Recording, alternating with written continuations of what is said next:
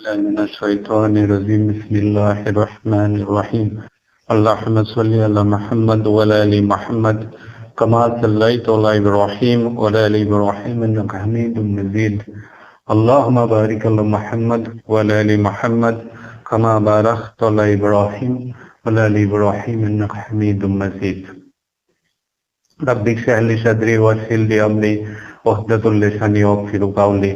সমস্ত প্রশংসা সে বিশ্বগত মালিক আল্লাহ সুবহানাহু ওয়া তাআলার জন্য, যে আল্লাহ সুবহানাহু ওয়া তাআলা তার পবিত্র ঘরে নিয়েছে এই জুম্মা বারে তার ইবাদত করার তৌফিক দান করেছেন, এবং যে পবিত্র রমজান মাস আসছে আল্লাহ সুবহানাহু ওয়া তাআলা আমাদের সকলকে সেই রমজান মাসে তার সহিভাবে ইবাদত করা এবং সহিভাবে রোজা রাখার শারীরিকভাবে মানসিকভাবে সে সক্ষমতা দান করুক, এই দোয়া আল্লাহ সুবহানাহু ওয়া তাআলার কাছে আমরা করি। তো আল্লাহ যদি রাজি থাকে আজকে আমরা আলোচনা করব। তো আলোচনার বিষয়বস্তু আজকে হবে যে তাকওয়া এবং রোজার সঙ্গে সম্পর্ক কি, তাকওয়া এবং রোজার সম্পর্ক।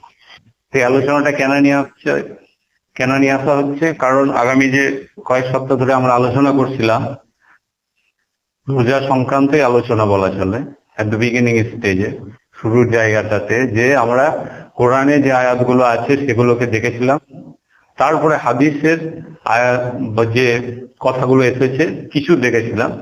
বলেছিলাম হাদিস হচ্ছে একটা বিরাট গ্রন্থ, মানে হাদিস অনেক গ্রন্থে বিভক্ত এবং বিরাট সংখ্যা, তাই সমস্ত হাদিসকে অ্যাড্রেস করাও সম্ভব নয় এবং সমস্ত হাদিসকে পড়াও সম্ভব নয়।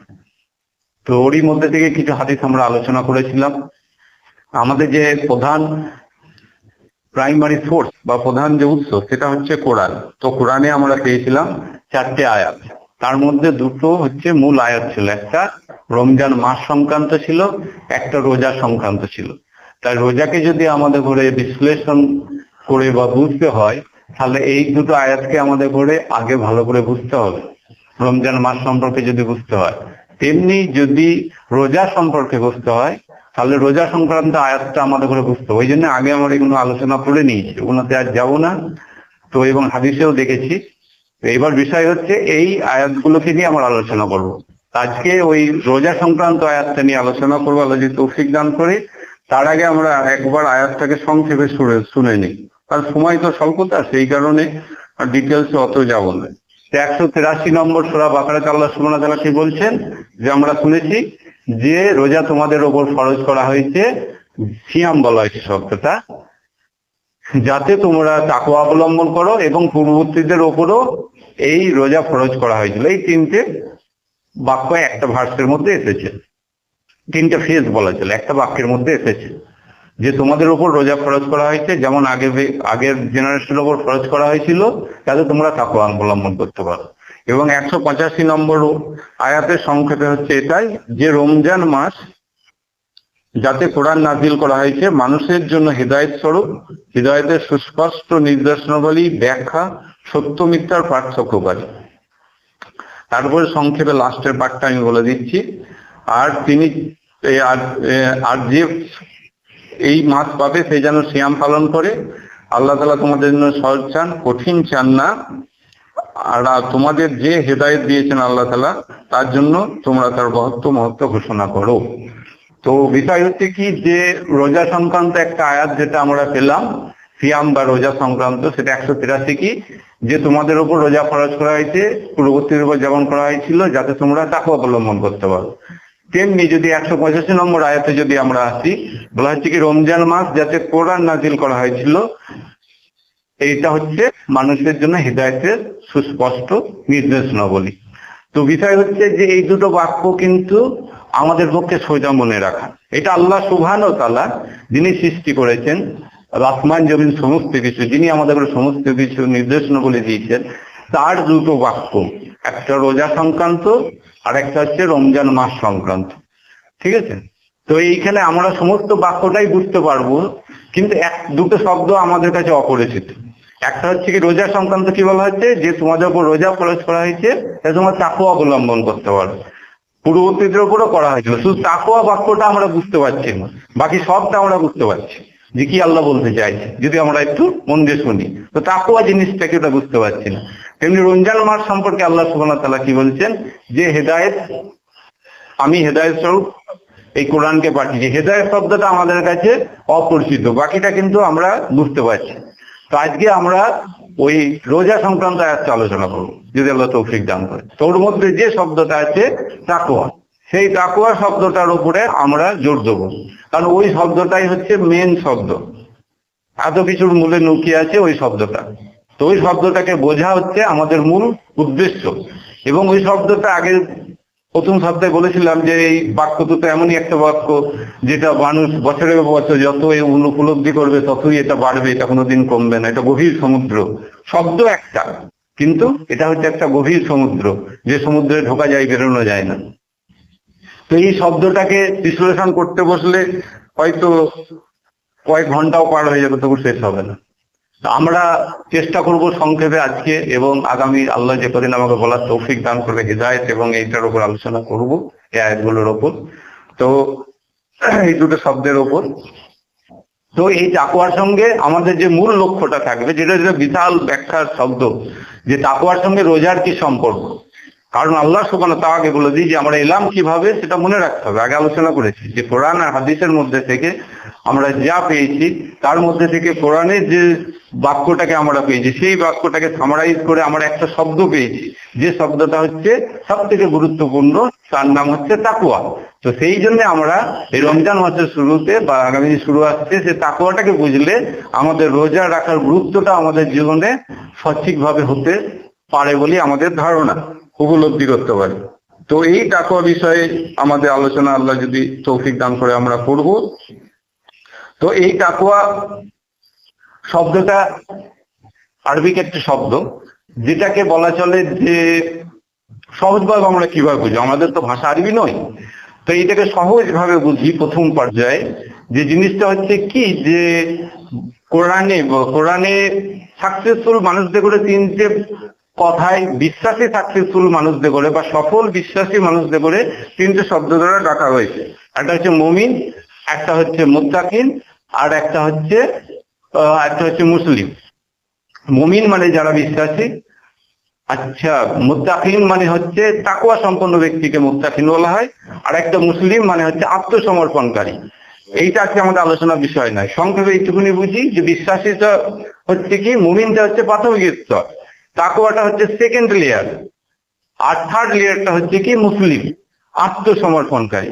তো আমরা যে লেয়ারটা নিয়ে আলোচনা করছি বা যে স্তরে আলোচনাটা করছি, সেটা হচ্ছে মোটামুটি ভাবে তাকওয়া।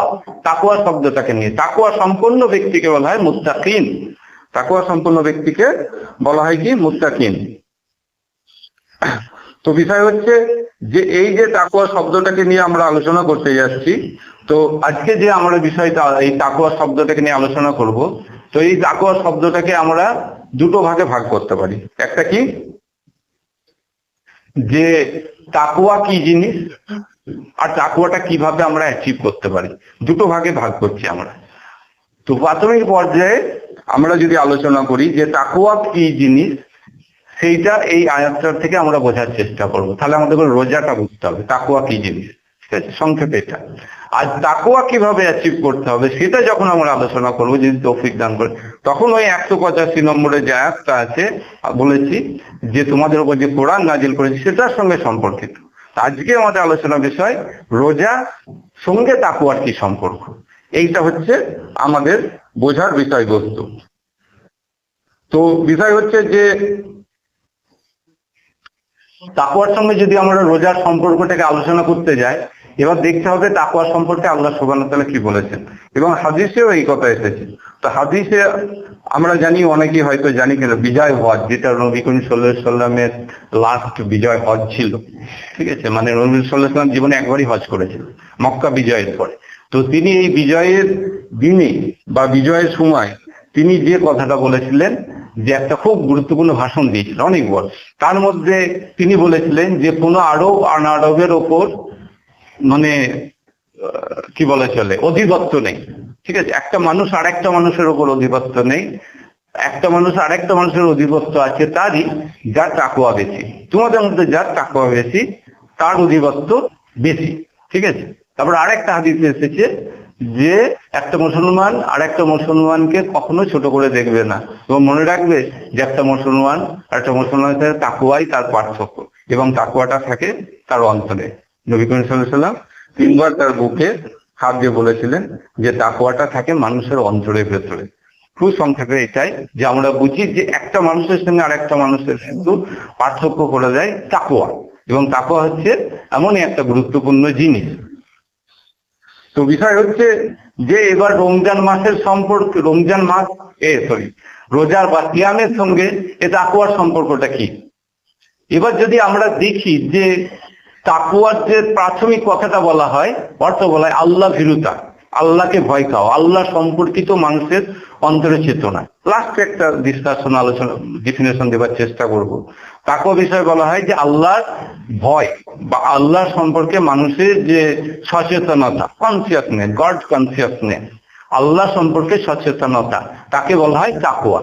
তো এবার আমরা যদি দেখি যে রোজা রাখার ফলে, যে গুরুত্বপূর্ণ কোশ্চেনটা, যে রোজা রাখার ফলে কি আমাদের অন্তরে কি আল্লাহর ভয় ভীতি বৃদ্ধি পাচ্ছে প্রাথমিক পর্যায়ে রোজা রাখলে? আমরা তো অনেকে অনেক বছর ধরে রোজা রাখছি, কারণ আল্লাহ সুবহানাহু ওয়া তাআলা বলছে কি তোমাদের জন্য রোজা ফরজ করা হয়েছে যাতে তোমরা তাকওয়া অবলম্বন করছো। তাহলে আমরা নিজেরাই নিজেকে কোশ্চেন করি, দেখি যে রোজা রাখলে আমার কতটা আল্লাহ সম্পর্কে ভীতি বা আল্লাহ সম্পর্কে কতটা সচেতনতা বৃদ্ধি হয়েছে এখনো পর্যন্ত।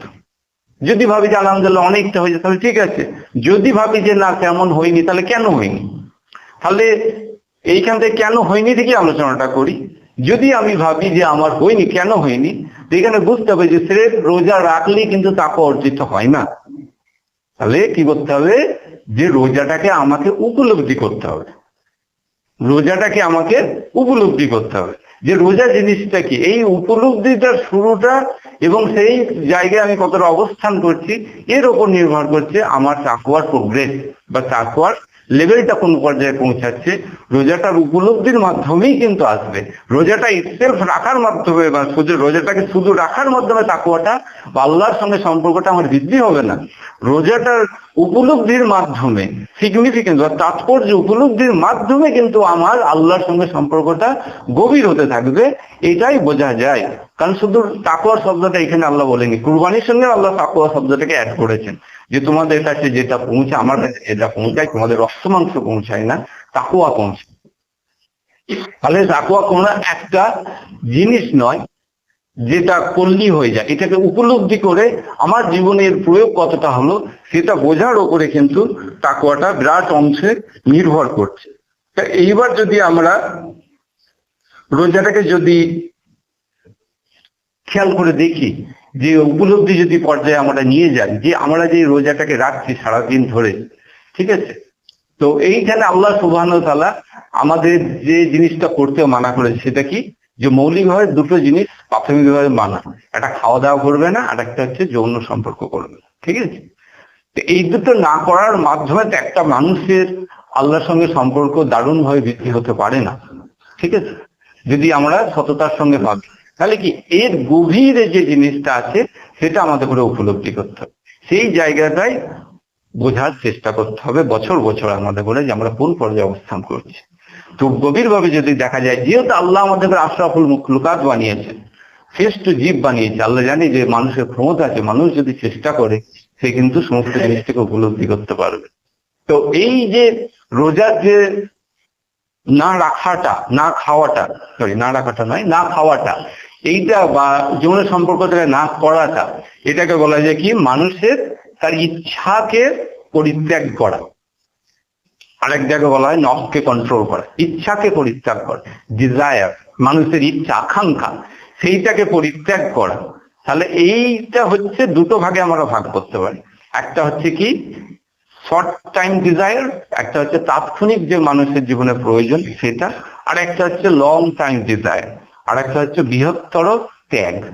ত্যাগের মাধ্যমেই স্রষ্টার কাছে আসা যায় যদি তাৎপর্যটা আমি উপলব্ধি করতে পারি। আল্লাহর কাছে আমি কখন আসতে পারবো, যখন আমার ত্যাগটা সঠিক পর্যায়ে হতে থাকবে, তখন হতে পারে, তখন আমি আল্লাহর কাছে আসতে পারবো। তো এইটাকে দুটো ভাগে ভাগ করা যায়। কিরকম, যদি আমরা ব্রডলি ভেবে দেখি যে খাওয়া দাওয়া এগুলো কি মানুষের দৈনন্দিন জীবনের কাজ, এটা হচ্ছে মানুষের দৈনন্দিন জীবনের কাজ, তাই খেতেই হবে, নাহলে সে বাঁচবে না, 2-1 দিন যেতে পারে। যৌন চাহিদাটা একটা লং টাইমের ফ্যাক্টর, মানে হচ্ছে একটা অনেক দিনের বিষয়, যে মানুষের যৌন চাহিদা কিভাবে মানুষ মেটায়, তা বিবাহিত জীবনের মাধ্যমে মেটায়, লিগালি, আইনত। তাহলে কি যখন সে বিয়ে করছে, তার বিয়েটা তার জীবনে কিন্তু একটা ভেরি গুরুত্বপূর্ণ বিষয়। এই চাহিদাটা যদি সে, ব্যাপারটা হচ্ছে কি, রোজার অর্থ, সিয়ামের অর্থ হচ্ছে আবস্ট্রেন করা, নিজেকে কন্ট্রোল করা, মানে কোনো কিছু থেকে সম্পূর্ণরূপে দূরে সরে যাওয়া নয়, নিয়ন্ত্রণ করা নিজেকে। তাই নিয়ন্ত্রণ করার মাধ্যমে আল্লাহর কাছে আসা যেতে পারে, এক কথায় বলা যায়। তাই মানুষ যখন এই লং টাইম, যেটা বলছি, যৌন সম্পর্কটা কিন্তু লং টাইম চাহিদা মানুষের জীবনে। যে যখন সে বিয়ে করছে, সে শুধু বিয়ে করছে না, সে একটা জীবনের পরিকল্পনা আঁকছে, সে একটা জীবনের পরিকল্পনা, আগামী তার জীবনের যে বছরটা সে বেঁচে আছে, সে 30 বছর, 20 বছর, 40 বছর, যত বছরই সে বাঁচুক, তার জীবনের বৃহত্তর পরিকল্পনা কিন্তু তার বিবাহ, শুধু যৌন সম্পর্ক নয়। তাহলে তার যে চাহিদা, জীবনের আগামী দিনের যে চাহিদা, সেইটাকে যে নিয়ন্ত্রণ করা, সেটা হচ্ছে একটা দিক। আর একটা দিক হচ্ছে কি, শর্ট টাইম, যেটা দৈনন্দিন মানুষের জীবনের চাহিদা, খাওয়া দাওয়া, এইগুলো নিয়ে মানুষ তার জীবনের সমস্ত সময়টা ব্যস্ত থাকে। মানুষ ইনকাম কেন করে? প্রাথমিক পর্যায়ে তো মানুষ ইনকামটা এই জন্যই শুরু করে, সারাটা দিন সে পরিশ্রম করছে কি কারণে? যাতে সে দুমুঠো ভাত খেতে পারে, এটা তার শুরু। সে ভালোভাবে একটু বেঁচে থাকতে পারে, এটা তার শুরু। তারপরে তার স্বপ্ন, সেটা আলাদা জিনিস। তো মানুষের যখন সে তার বিবাহের জীবনে নামছে, লং টাইমের যে চাহিদাটা বলি, সেইখানে মানুষ যদি তার চিন্তাটাকে আল্লাহর সন্তুষ্টির উদ্দেশ্যে ইউজ করতে পারে, তবেই তার জীবনের নিয়ন্ত্রণটা আসবে, সফলতাটা আসবে, রোজার প্রয়োগটা হবে। যে আমি এই বিবাহটা বা আমার এই সম্পর্কটা এই কারণে, যাতে এটা লং টাইমে আল্লাহর সঙ্গে আমার সম্পর্কে বেনিফিট দেয়, আল্লাহর সঙ্গে আমার সম্পর্কে আমাকে যাতে বেনিফিট দেয়। আর যদি আমরা এটাকে বোঝার চেষ্টা করি যে এমন ভাবে আমাদের বিয়ে করা উচিত, বিয়ের সম্পর্কটা রাখা উচিত লং টাইমে, যাতে একে অপরকে, যার সঙ্গে আমার বিয়ে হচ্ছে, আল্লাহর পথে চলতে সাহায্য করে। একজন, সত্যি কথা বলছি, একজন পুরুষকে যদি একজন নারী মসজিদে ফজরে না পাঠাতে পারে, তাহলে সে নারী ব্যর্থ। তেমনি ভাবে একজন পুরুষ যদি একটা নারীকে, তার স্ত্রীকে ভোরবেলায় ফজরের নামাজে উঠাতে না পারে, তাহলে সে পুরুষও ব্যর্থ। প্রাথমিক পর্যায়ে বলুন, আল্লাহ যেটা বলেছে সৎ কাজে তুমি করবে আল্লাহ সন্তুষ্টির উদ্দেশ্যে, পুরুষ আর নারী একে অপরকে যদি এটা উৎসাহিত করতে না পারে, তাহলে দুজনাই কিন্তু আল্লাহর চোখে একদিন ব্যর্থ হয়ে যাবে। তাহলে তাদের যে চাহিদা আছে, সেই চাহিদাটা, আমি একজন সুন্দরী মহিলাকে বিয়ে করলাম, বা আমি একজন বড় লোককে বিয়ে করলাম, এইটার থেকে বড় হওয়া উচিত আল্লাহর সন্তুষ্টির উদ্দেশ্যে কি, আমাকে এমন একজনের সঙ্গে সম্পর্ক করতে হবে যে আমাকে আল্লাহর পথে চলতে সাহায্য করবে। এই চাহিদাটাকে প্রাধান্য দিতে হবে, ওই দুনিয়ার চাহিদাটাকে কন্ট্রোল করে এই চাহিদার দিকে নিজেকে নিয়ে যেতে হবে। যদি সে বিবাহিত হয়ে যায়, সেটা তো বড় কথা নয়, তারপরে আমাকে চেষ্টা করতে হবে একে অপরকে সংশোধনের মধ্যে রাখা, যাতে আমাদের একজনের সাহায্য মানুষের অত্যন্ত প্রয়োজন, আর সবথেকে কাছের মানুষ তার জীবন সঙ্গী হয়ে থাকে। তাই তার উচিত, প্রত্যেক মানুষের উচিত কি, যে একে অপরকে এইভাবে সম্পর্কটা তৈরি করা, যে তুমি আমাকে আল্লাহর পথে চলতে অনুপ্রাণিত করবে, আমি তোমাকে আল্লাহর পথে চলতে অনুপ্রাণিত করবো। যখন সে কাছের মানুষটার কাছ থেকে এই প্রেরণাটা আসবে যে আমাকে আল্লাহর পথে চলতে হবে, তখন কিন্তু তার জন্যে আল্লাহর পথে যাওয়াটা কিন্তু অত্যন্ত সোজা হয়ে যাবে। পৃথিবীতে যত বাধাই আসুক, যখন এই জায়গাটা তার জন্য মেকআপ হয়ে যাবে, এই জায়গাটা সঠিক হয়ে যাবে, তার জন্য কিন্তু আল্লাহর পথে চলাটা কিন্তু 60% হয়ে যাবে, আল্লাহ যদি রাজি থাকে। তাই এই জন্য এটাকে বলছি লং টাইম ডিজায়ার, বা একটা হচ্ছে বৃহত্তর আকাঙ্ক্ষা মানুষের জীবনে। সে শুধু বিবাহ করছে না, সে বৃহত্তর আকাঙ্ক্ষাকে তার জীবনে প্রয়োগ করতে যাচ্ছে, যে জীবনে তাকে ছোটাবে, ঘোড়ার মতো তাকে ছোটাবে। তাই মনে রাখতে হবে যে আমার এই চাহিদাকে আমি যেন আল্লাহর সন্তুষ্টির উদ্দেশ্যে যেন ব্যবহার করতে পারি। তাই রোজাকে যদি আমাকে সঠিক অর্থ বুঝতে হয়, তাহলে কি দেখতে হবে যে লং টাইম আমার জীবনের যে চাহিদা আছে, সেই চাহিদাকে যেন আমি আল্লাহর সন্তুষ্টির উদ্দেশ্যে যেন নিয়ন্ত্রণ করতে পারি, সেইটা আমাকে খেয়াল রাখতে হবে। শর্ট টাইম কি, যেটা বললাম যে মানুষের যে দৈনন্দিন প্রয়োজন, তাই এটার বিষয়ে চলে আসে কি জীবিকা। তো মানুষ যখন জীবিকা অর্জনের পথে নামবে, তখন তাকে মনে রাখতে হবে যে আল্লাহর সন্তুষ্টিটা আমার জীবনে সব থেকে বড়, বেশি ইম্পর্টেন্ট। আমাকে যেতে হবে, আমাকে ইনকাম করতে হবে, এটাও সত্য, কিন্তু তার থেকে তো বড় সত্য কি, আল্লাহ সুবহানাহু ওয়া তাআলার কাছে আমাকে একদিন যেতে হবে, তার সঙ্গে আমাকে দেখা করতে হবে। তাই আমার যদি মনে হয়, চাহিদা হয়, সেখানে আমাকে লড়াই করতে হবে শেষ রক্তবিন্দু পর্যন্ত দিয়ে, যাতে আল্লাহর সন্তুষ্টিটাকে আমার জীবিকাতে আমি প্রাধান্য দিতে পারি। এইটাকে আমাকে মাথায় রাখতে হবে। তাই এই দুটো সিগনিফিকেন্ট বা তাৎপর্যকে যদি আমরা বুঝতে উপলব্ধি করতে পারি, চাহিদার এই দুটো রুটকে যদি আমরা উপলব্ধি করতে পারি এই রোজার মাসে, তাহলে কিন্তু, এবং আমরা নিজেকে যদি পরীক্ষা করতে পারি যে আজকে আমরা কোন জায়গায় অবস্থান করছি, বছর বছর আল্লাহ কিন্তু আমাদের ঘরে এই উপলব্ধিটা দেওয়ার চেষ্টা করছে যে তোমাদের সামনে রোজা আসছে, তুমি দেখো তাকওয়ার কোন লেভেলে তুমি অবস্থান করছো, আজকে তোমার তাকওয়াটা কোন পর্যায়ে পৌঁছেছে, তোমার জীবনের নিয়ন্ত্রণটা আজকে কোন পর্যায়ে পৌঁছেছে, তুমি কি পেরেছো সফল হতে, তুমি কি পেরেছো আল্লাহর সন্তুষ্টিটাকে তোমার চাহিদার উপরে প্রাধান্য দিতে একটু হলেও, তুমি কি সেই দিকে ক্রমাগত এগিয়ে চলেছো? তাই এইটা কিন্তু আমাদের বারবার কিন্তু রিমাইন্ড চলে আসে, ঠিক আছে? এটা কিন্তু আমাদের সামনে একটা অপশন চলে আসে যে আমরা তাকওয়ার কোন লেভেল অবস্থান করছি। তাহলে রোজা রাখাও যায়, আবার রাখলে যেটা বললাম কি হচ্ছে যে মানুষ খাওয়া দাওয়াকে যদি বেসিক ভাবে, এটার একটা তাৎপর্য আছে, যদি নিয়ন্ত্রণ করতে পারে আল্লাহর সন্তুষ্টির উদ্দেশ্যে, যে না আমি যেমন খাবো, আমার খাওয়াটা যেন কোনো অতিরিক্ত না হয়, আমার খাওয়াটা যেন আল্লাহর সম্মতি হয়, এবং আমি যেমন খাবো আমার ভাইও তেমন খাবে, এই চেতনাটাও কিন্তু একটা বিরাট চেতনা। এই চেতনাটাও কিন্তু একটা বিরাট চেতনা। এই চেতনাতে আমি কতটা নিজেকে উন্নত করতে পারলাম যে আমার খাওয়াটা নিয়ন্ত্রণ রাখা দরকার, এবং আমার ভাইয়ের খাওয়াটাও যাতে কিছুটা হলেও উন্নত হয় সেদিকে আমার দৃষ্টি রাখা দরকার।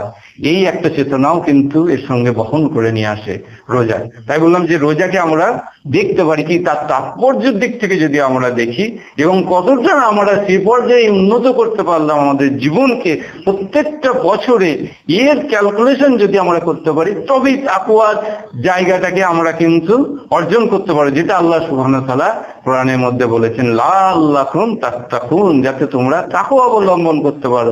ওই জন্য আমি ফার্স্ট দিনে আলোচনা বলেছিলাম যে হোল কোরআনে মাত্র একটা কথায় আল্লাহ সুবহানাহু ওয়া তাআলা একটা সেন্টেন্স ব্যবহার করেছে রোজা সম্পর্কে, যাতে তোমরা তাকওয়া অবলম্বন করতে পারো।